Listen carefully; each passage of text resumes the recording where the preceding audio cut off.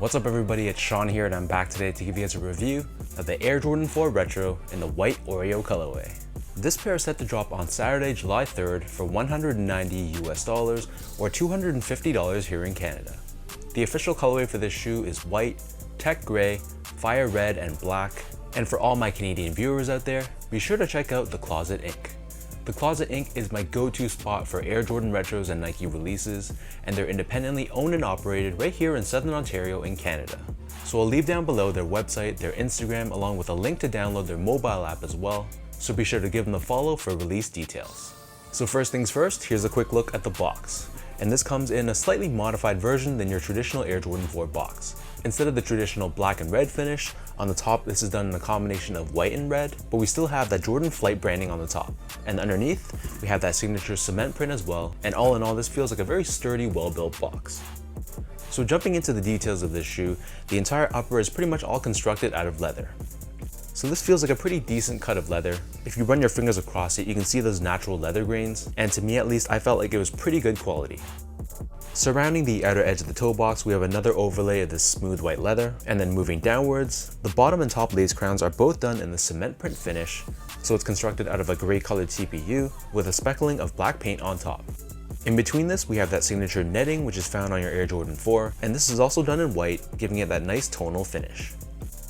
Next to this, we have this triangular shaped TPU wing, which again is also left in white, which helps it blend in with the rest of the shoe. And then underneath this, we have more of that white leather, which wraps around the back of the sneaker. And then for the heel tab, instead of your traditional plastic or TPU heel tab, this one is also constructed out of leather. And in the center, we have this gray colored TPU Jumpman.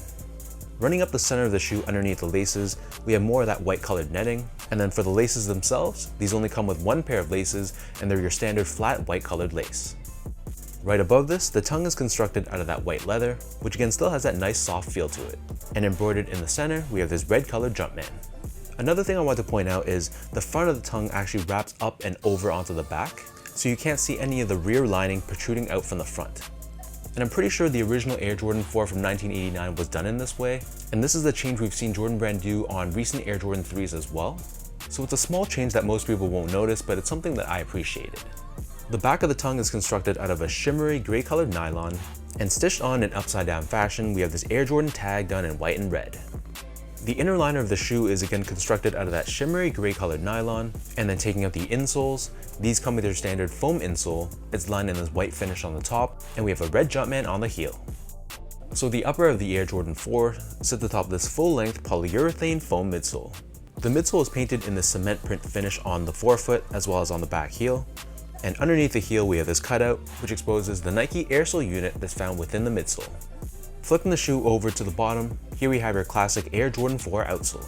And in this case, the outsole is constructed predominantly out of a white colored rubber. We have this hit of gray on the forefoot and a red Jumpman right in the center. So in terms of sizing, I'm a true size 10, slightly on the wider side, and I got these in a size 10. I feel like sometimes for Air Jordan 4s, more so with the suede versions, those ones fit a little bit more snug width-wise than your leather versions. So for this pair, whatever size you normally wear for the Air Jordan 4, I'd stick with that same size, but if you've never worn an Air Jordan 4 before, I feel like for this one you can stick true to size. If you're someone that has really wide feet, then you might want to consider going up a half size, but for the majority of people out there, true to size should be okay. Moving on to comfort, so the Air Jordan 4 unfortunately isn't the most comfortable Jordan Retro out there. Like I mentioned before, it has a bit more of a narrow toe box than other Jordan Retros, so generally speaking, it doesn't really fit the shape of my foot that well. And in terms of a step and comfort perspective, it's pretty stiff on foot. I feel like the majority of the comfort is coming from that foam insole, but I mean for a shoe that's from 1989, it's kind of expected, so just for an everyday casual use sneaker, it's gonna be okay.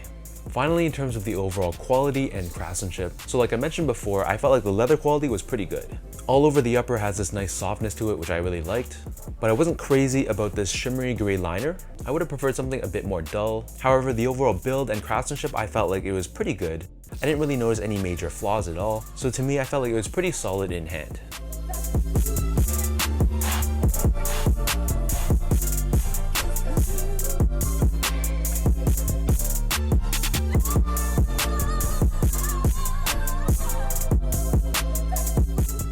With all that being said, now let's lace up these white Oreo 4s and I'll show you guys how these look on feet.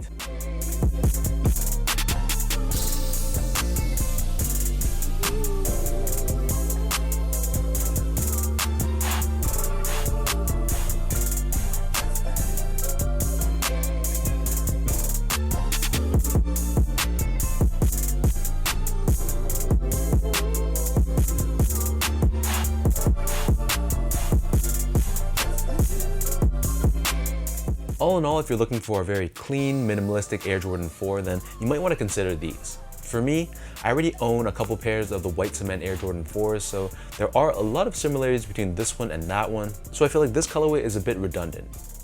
If it was up to me, I feel like Jordan Brand could have done a little bit more on this shoe. It just seems almost a bit too plain, and I feel like more could have been done from a color blocking perspective to make it at least stand on its own a bit better. So I'm curious to know what you guys think about this white Oreo Air Jordan 4. When these drop on July 3rd, is this a shoe you're going to be picking up, or are you not feeling it and it's going to be a pass for you? If you guys like this video, be sure to like, comment, and subscribe if you haven't yet. You can follow me on Instagram at sgo8, check me out on Twitter at sean.go, and visit my website as well at seango.ca. So until next time, thanks so much for tuning in. Hopefully you guys enjoyed this review, and I'll catch you guys all in the next one.